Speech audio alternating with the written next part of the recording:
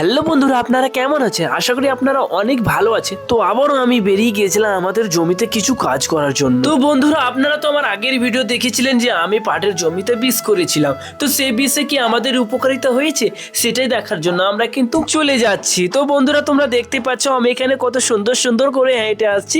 আর আমাদের পাশে কিন্তু গঙ্গা নদী রয়েছে, আর গঙ্গা নদীর পাশে কিন্তু আমাদের জমিটা। আর এখানে আবহাওয়াটাও অনেকটাই সুন্দর, মেঘলা অবস্থায় রয়েছে। আর সকাল সকাল আমরা কিন্তু পৌঁছে গিয়েছিলাম। তারপরে কিন্তু আমাদের জমিটাতে চলে আসি, আর আমাদের জমিটা এসে দেখি এখানে অনেকটাই কিন্তু আমাদের ঘাস মরেনি। তার জন্য আমরা আবারও প্ল্যান করলাম যে যখন এসেছি তখন আমরা ঘাসগুলো ক্লিয়ারলি ভাবে সাফাই করব। তো বন্ধুরা, প্রায় 1 ঘন্টা পর আবারও ভিডিও অন করলাম। আর তোমরা ভেবো না যে আমি এখনই আসলাম, না, 1 ঘন্টা আমাদের আসা হয়ে গিয়েছিল ওয়েদারের কারণে, তোমরা বুঝতে পারছো না। আর এখানে আমাদের বাবাকে দেখতে পাচ্ছ, আমার বাবা এখানে কাজ করছিল, তারপরে আমি এখানে কাজ করেছিলাম।